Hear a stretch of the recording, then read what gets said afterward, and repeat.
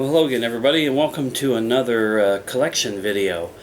It's only somewhere around about 2 o'clock in the morning, and I have to be up in about 4 hours for work, so of course I thought, why don't I sit down and make a video?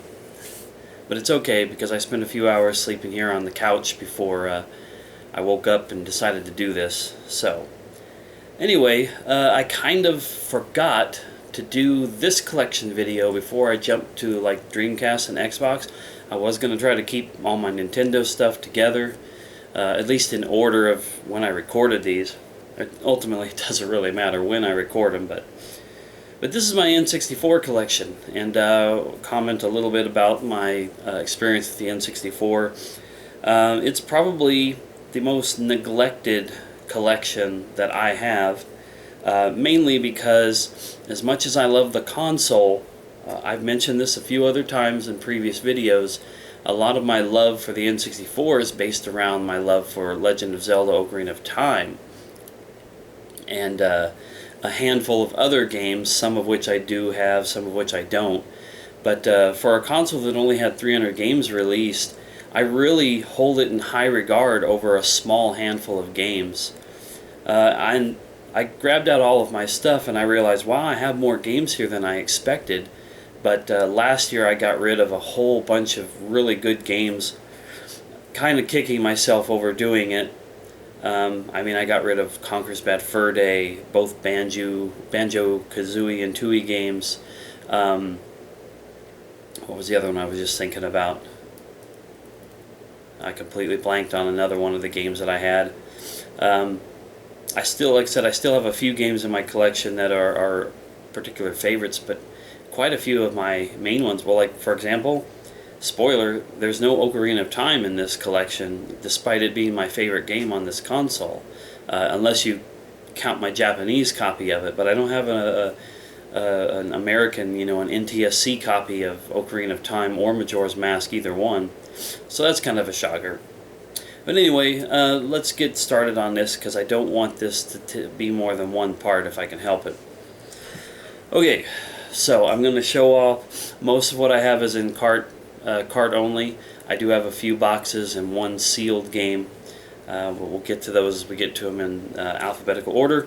So we're going to start off first with 1080 snowboarding, and hopefully my lighting will be able to show off these cartridges pretty well, because I'm doing this in the middle of the night. I've never really played this one. I think a lot of these in this collection that I've never played were just because they were cheap when I bought them on eBay. And I know that that's supposed to be a pretty popular one and a good snowboarding game. Next up is Aero Fighters Assault. I think I tried to play this once after I picked it up, and it was really clunky as far as controls were concerned. Here's one of those wonderful instances where I have two copies of the same thing. This is Battle Tanks. I don't know why, but I have two copies. But it is one of my favorite games on the N64, and I especially loved it back in the day because of its silly commercials. If anybody out there didn't pay attention in the 90s, or maybe you were too young in the 90s, the Battle Tanks commercials starred this little fluffy teddy bear who was a total ripoff of the Snuggle bear, the Snuggle like fabric softener or whatever it was. And only thing was, in the commercials for Battle Tanks, he was getting like burnt, skewered, blown up, all kinds of crazy stuff by the tanks from the game. You have Battle Tanks Global Assault, which was the sequel. Anyway, as far as the games are concerned, they're a little slow paced, but they're really fun in my opinion. You drive around as tanks, blast enemy tanks, you can blow up a lot of things in the environment. There's even like some sort of a nuclear bomb weapon that you could get that would blow up a bunch of stuff all around you. It was pretty fun. Next up is BioFreaks. I believe that this is a fighting game. This is something I haven't played. Up next we have one of the kind of obscure rare games. It's Blast Core. I find this game to be very difficult, so I don't play it very often. Then we have Chopper Attack. I think I tried to play that once, and it was very the controls were just real clunky in my opinion. Then we have Cruisin' USA, and this is one of the games that I have a box for. Relatively nice condition box. I didn't look inside to see what other parts I have. Some of them are just boxes only. Some of them have got the manuals and the whole nine. Next up is Cyber Tiger. I don't know if this was one of the first Tiger Woods golf games. I just noticed that it's an EA game, and they're the ones who did Tiger Woods games, you know, up until just recently. So I don't know if this is an official release in that series or if it was a special N64 version, but I do have a box for that one too. This is probably one of my better boxes of all my box N64 games in my collection. Next up we have Daikatana, a game that when I look at it I think to myself it looks pretty cool, but it's got some pretty bad reviews. I played it one day and just wandered around. It was just, you know, kind of a bland first-person shooter game. And next up we have Destruction Derby 64. I love the Destruction Derby games. I don't think that one is quite as good as some of the other iterations that I've played, but it's still pretty fun. Now here's a big game for me, Donkey Kong 64. This is another rareware game from the N64 days. They dominated this console with so many good games. I'm just really partial to Donkey Kong in general, so even though games like Conker's Bad Fur Day and the Banjo games are probably a little better than this one, I tend to like this one more myself. This is definitely one of those, oh, it's cheap, I'll pick it up purchases. This is Elmo's Letter Adventure. And I've actually played around with this game. I mean, it's very simplistic. It's definitely made with the kids in mind. And here's one of my favorite N64 games, and it's a favorite of most other people. It's GoldenEye 007, and I have a box for this one. It's not the greatest box, but it's a box. And I'll mention on that note that I don't think there is, as much as I love the way all my stuff looks on the shelves, I don't think there's a better collection, a better console, I guess, than the N64 with the way that the boxes look on the shelves. So of course my N64 boxes aren't on any shelves. They're actually kept in some plastic drawers over here. I don't have very many of them, and I don't have as many as I used to have, obviously, but even more so in my opinion than say like Nintendo and Super Nintendo boxes, even though they're a little more uniform. Super Nintendo boxes, these are just more colorful and they just really look nice on shelves. Anyway, next up is Indiana Jones and the Infernal Machine. This is also a game that I have a box for. Just a box on this one. I don't have the manual for it. This being one of those rare games because it was a rental only, and then later on it was available through LucasArts' website. It's a little harder to get a hold of. This is of course got like a Blockbuster sticker on the back of it and plastic on the top with Indiana Jones written on it. My box, yeah, the box has got the Blockbuster sticker on the bottom too. Alright, next up we have Jeopardy, and that's just Jeopardy. I played it recently for an N64 Forever Forum. The N64 Forever Beats 'em All contest to play certain games, and I actually managed to sit down and play one of the games I committed to, and that was Jeopardy. All I can tell you about it is that it's very dated. A lot of its references and historical things were old, 15 years old or more. Next up we have Major League Baseball featuring Ken Griffey Jr. This is one that I'm supposed to be playing right now. I just haven't sat down and really tried to do it yet. I've been so out of it as far as actually gaming, other than some stuff online. Next up here is Mischief Makers. It's a cool looking game, but I had a real hard time trying to play it the one time I sat down with it. We have NHL Breakaway 98, just a random sports title. Hockey would be my least favorite of the four established major sports in America.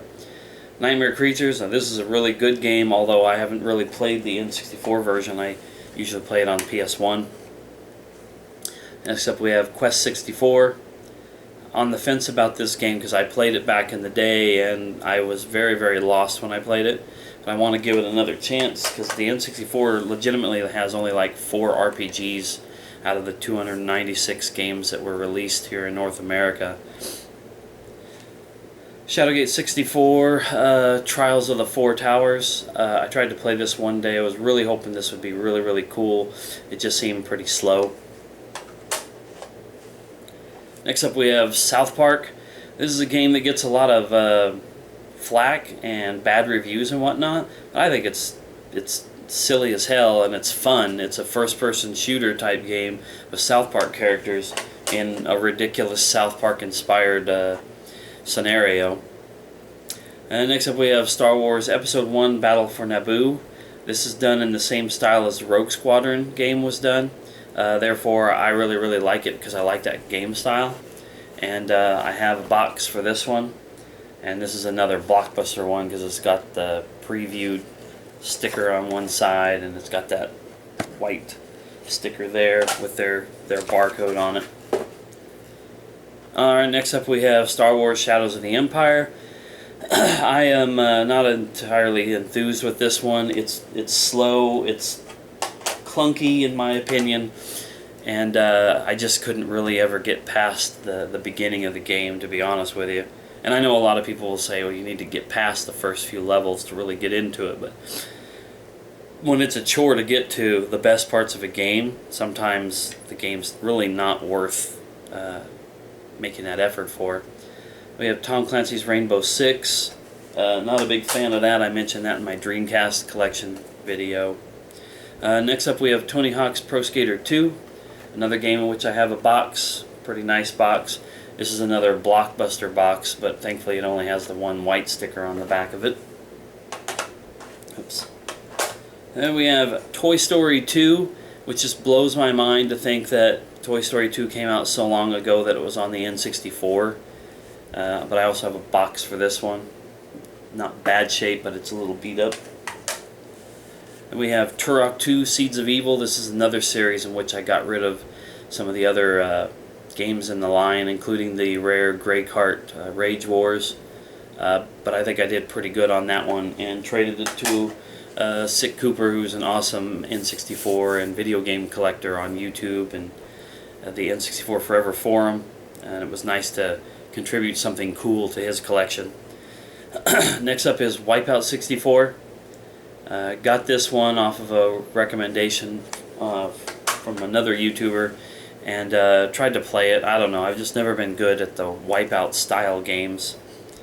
And we're almost done with the majority of my collection. This is World Driver Championship, and this is one that I have a box for. But this is definitely the worst box that I've ever got. Definitely the worst one in my collection. And now this, oh yeah, this is the one that has the free t-shirt, but of course my copy didn't have the t-shirt with it. To be honest with you, when I ordered it, I didn't realize that the box was that bad, but it wasn't very expensive, so whatever. And we finish off my cart collection with 2 copies of WWF Warzone. Once again, another dirt moment. I ended up with 2 copies of the same game. If anybody watches this and they're collecting random carts, because I've got 2 battle tanks and 2 WWF Warzones, if you wanted to work out a trade for something, perhaps other N64 games, or I would prefer, you know, like common PlayStation 1 or PlayStation 2 titles, maybe with the exception of just random sports titles. If somebody wanted to work out a trade, you know, let me know. Leave a comment or send me a message. The last 2 things to show off. One, I showed off in my favorite games installment for Legend of Zelda: Ocarina of Time, but this is my Japanese copy, box copy of that game. Currently the only physical copy of this that I have for the N64. I do eventually want to get the North American and PAL versions of this, and then all 3 regions versions of Ocarina of Time. And then this is neat and special for me despite the fact that these are pretty common and not really rare, not really expensive. But this is a complete in-box sealed copy of Perfect Dark in really nice condition. I bought 2 of these for $20 a piece back in early 2012.